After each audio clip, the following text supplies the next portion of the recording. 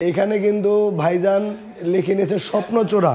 এখানে যদি ডোগো পেন্ট করে আপনারা যখন নেবেন তখন কিন্তু আপনার যেই মানে গেটের যে স্থায়িত্বটা মানে জং ধরা যে ভয়টা সেটা কিন্তু 40-50 বছরও থাকবে না।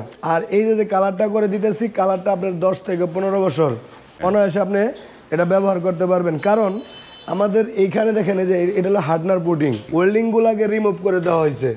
এখানে কোনো কোনা কাঞ্চিতে আপনি ওয়েল্ডিংয়ের চিহ্ন পাবেন না।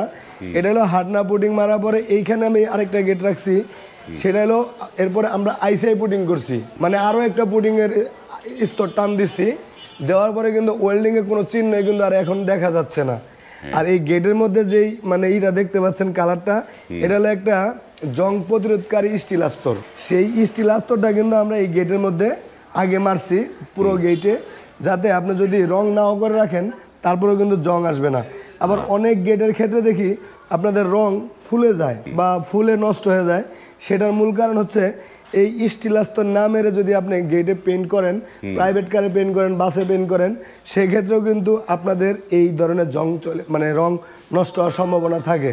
যেমন 6 মিলি প্লেট দিয়ে যদি আপনারা গেট তৈরি করেন তাহলে আপনাদের প্রতি স্কোয়ার ফিট খরচ পড়বে 1500 টাকা করে।